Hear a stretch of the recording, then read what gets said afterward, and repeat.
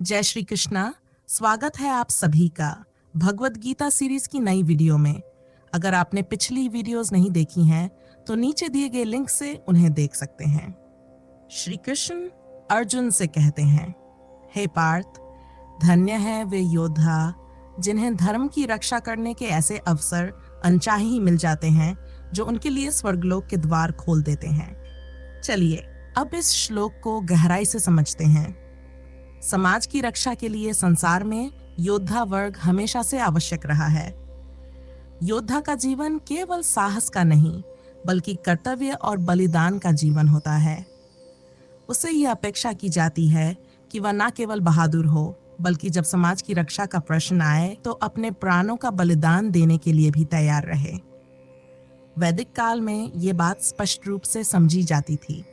जहां समाज के अन्य वर्गों के लिए पशु हत्या वर्जित थी, वहीं योद्धाओं को जंगल में जाकर पशुओं का शिकार करने और युद्ध का अभ्यास करने की अनुमति थी ताकि वे हर परिस्थिति के लिए तैयार रह सकें। ऐसे वीर योद्धाओं से ये अपेक्षा थी कि जब धर्म की रक्षा का अवसर आए तो वे उसे पूरे हृदय से स्वीकार करें।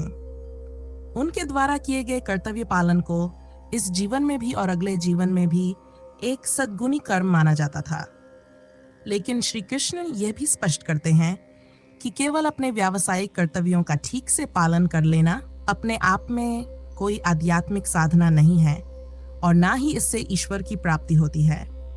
यह एक पुण्य कर्म अवश्य है जिसके सकारात्मक भौतिक फल मिलते हैं, पर यह अंतिम सत्य नहीं है।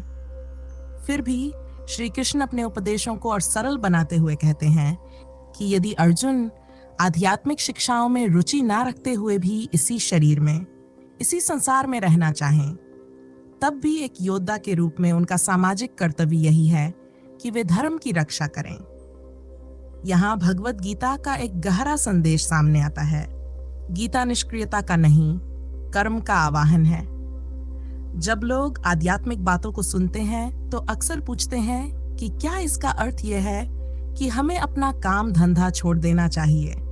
लेकिन श्री कृष्ण अर्जुन को ठीक इसके विपरीत दिशा में ले जा रहे हैं। अर्जुन अपने कर्तव्य से पीछे हटना चाहता है, युद्ध से भागना चाहता है और श्री कृष्ण बार बार उसे उसके कर्तव्य की याद दिलाते हैं। श्री कृष्ण जिस परिवर्तन की बात कर रहे हैं वह बाहरी कर्मों को छोड़ने का नहीं है बल्कि भीतर की चेतना को बदलने का है। यही गीता का सार है। श्री कृष्ण अर्जुन को क्षत्रिय की धन्यता की स्मृति दिला रहे हैं। उसके लिए आनंद क्या है, उसके जीवन की पूर्ति कहाँ है, वह कैसे संतुष्ट हो सकता है। क्षत्रिय के लिए युद्ध ही वह अवसर है जहाँ उसका जीवन अर्थ पाता है। वही उसकी चुनौती है, वही संघर्ष है और वही परीक्षा है। वहीं यह तय होता है कि वह सच में क्षत्रिय है या नहीं। श्री कृष्ण कह रहे हैं कि यह क्षण ऐसा है जैसे कोई स्वर्ग और नर्क के द्वार पर खड़ा हो और चुनाव उसके हाथ में हो। युद्ध में उतरता है, चुनौती स्वीकार करता है तो स्वर्ग का यश उसका है। भागता है, पलायन करता है, पीठ दिखाता है तो नरक का अपयश उसका है। यहाँ स्वर्ग और नरक किसी भौगोलिक स्थान के प्रतीक नहीं है। मैंने एक मुगल कालिक किस्सा सुना है कि एक बार अकबर के दरबार में दो युवा राजपूत आए। दोनों जवान थे, अभी मूंछों की रेखाएं उभर ही रही थीं। वे अकबर के सामने खड़े हुए और बोले कि हम दोनों बहादुर हैं और सेवा में उपस्थित हैं, कोई कार्य दीजिए। तब अकबर ने पूछा, बहादुर हो इसका प्रमाण क्या है? दोनों ने एक दूसरे की ओर देखा, मुस्कुराए और उनकी तलवारें बाहर आ गईं। अकबर घबरा गया और बोला, यह क्या कर रहे हो? लेकिन उसके बोलने से पहले ही तलवारें चमक उठीं। एक क्षण में खून के फव्वारे बहने लगे। दोनों की छातियों में तलवारें उतर चुकी थीं। खून से उनके चेहरे भर गए थे और वे दोनों हंस रहे थे। उन्होंने कहा, आपको प्रमाण मिल गया? क्योंकि क्षत्रिय केवल एक ही प्रमाण दे सकता है कि मौत को मुस्कुराहट के साथ स्वीकार किया जा सकता है। बहादुरी का कोई दूसरा सर्टिफिकेट नहीं होता। अकबर इतना घबरा गया कि उसने अपनी आत्मकथा में लिखा कि वह जीवन में कभी इतना भयभीत नहीं हुआ था। उसने मानसिंह को बुलाया और पूछा, यह सब क्या था? मैंने तो केवल ऐसे ही पूछ लिया था। मानसिंह ने कहा, क्षत्रिय से दोबारा ऐसा मत पूछना क्योंकि हम जिंदगी को हथेली पर लेकर चलते हैं। क्षत्रिय का अर्थ यही है कि मौत एक क्षण के लिए भी विचारणीय नहीं होती। लेकिन अकबर ने यह भी लिखा कि उसे सबसे अधिक हैरानी इस बात की थी कि मरते समय भी उनके चेहरों पर प्रसन्नता थी, मुस्कुराहट थी। उसने मानसिंह से पूछा कि यह मुस्कुराहट मृत्यु के पल भी कैसे हो सकती है। मानसिंह ने कहा, क्योंकि जो होना था हो गया। क्षत्रिय पूरा हो गया, फूल खिल गया, उसे तृप्ति आ गई। अब कोई ये नहीं कह सकता कि वह क्षत्रिय नहीं था। बात समाप्त हो गई। यही भाव श्री कृष्ण अर्जुन को समझा रहे हैं। युद्ध का क्षण क्षत्रिय के लिए वही क्षण है जब स्वर्ग और नरक दोनों के द्वार खुले होते हैं। वहीं उसकी असली परीक्षा है, जिसकी वह प्रतीक्षा करता रहा, जिसके लिए उसने जीवन भर तैयारी की, जिसकी उसने कामना की, जिसकी उसने प्रार्थना की। वही क्षण आज सामने है और ठीक उसी समय वह भागने की बात कर रहा है, अपने ही हाथों नरक में गिरने की बात कर रहा है। क्षत्रिय के व्यक्तित्व की पहचान उसी अवसर में, उसी क्षण में होती है जहां वह जीवन को दांव पर ऐसे लगाता है जैसे जीवन कोई मूल्यवान वस्तु ही ना हो। इसी के लिए उसकी सारी तैयारी होती है, इसी की उसकी प्यास होती है। यदि वह इस अवसर को चूक गया तो सदा के लिए तलवार की धार उतर जाएगी। फिर तलवार जंग खा जाएगी और हाथ में केवल आंसू ही रह जाएंगे। हर व्यक्ति के जीवन में अवसर आता है, ब्राह्मण यानी ज्ञानी के खोजी के लिए भी, वैश्य यानी धन के साधक के लिए भी, और शूद्र यानी सेवा में समर्पित के लिए भी।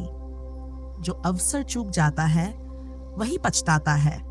और जब स्वभाव के उभरने का अंतिम अवसर सामने हो, जैसा अर्जुन के सामने है, जो शायद दोबारा कभी ना आए, तो कृष्ण कहते हैं कि तू स्वर्ग और नरक के द्वार पर खड़ा है, अब चुनाव तेरे हाथ में है।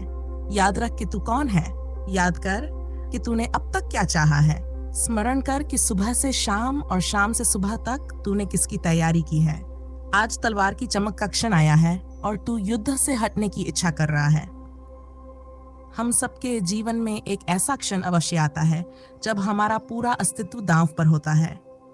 यह अवसर किसी एक के लिए नहीं होता, ज्ञान की खोज में लगे व्यक्ति के लिए भी आता है, धन और सेवा के मार्ग पर चलने वाले के लिए भी आता है।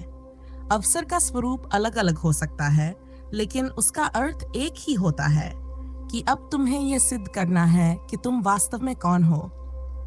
जो व्यक्ति उस क्षण को पहचान लेता है वही आगे बढ़ता है, और जो अवसर को टाल देता है वही जीवन भर पछताता है। क्योंकि कुछ अवसर दोबारा नहीं आते, वे अंतिम परीक्षा होते हैं, जहां व्यक्तित्व या तो खिल जाता है या बिखर जाता है। उस क्षण में जीवन ऐसा होता है जैसे स्वर्ग और नरक के द्वार खुले हों। कोई बाहर खड़ा जज नहीं होता, कोई दंड देने वाला नहीं होता। चुनाव पूरी तरह तुम्हारे हाथ में होता है। भागोगे तो भीतर ही भीतर टूट जाओगे, सामना करोगे तो चाहे परिणाम कुछ भी हो, भीतर एक गहरी संतुष्टि जन्म लेगी। इसलिए उस समय अपने आप से पूछो, मैं कौन हूँ? मैंने अब तक क्या चाहा है? सुबह से शाम और शाम से सुबह तक मैं किसकी तैयारी करता रहा हूँ? अगर आज वही क्षण सामने आ गया है तो पीछे हटने का कोई अर्थ नहीं बचता। याद रखो, जीवन में महानता सुविधा में नहीं, चुनौती में प्रकट होती है। जब भय हो, जोखिम हो, अनिश्चितता हो, तभी असली शक्ति जागती है। आज अगर संघर्ष सामने है तो समझ लो कि जीवन तुम्हें पहचानने का अवसर दे रहा है। यही वह क्षण है जहां तुम्हें स्वयं से भागना नहीं है, बल्कि स्वयं को जीना है। तो आज इस वीडियो में इतना ही। जय श्री कृष्णा।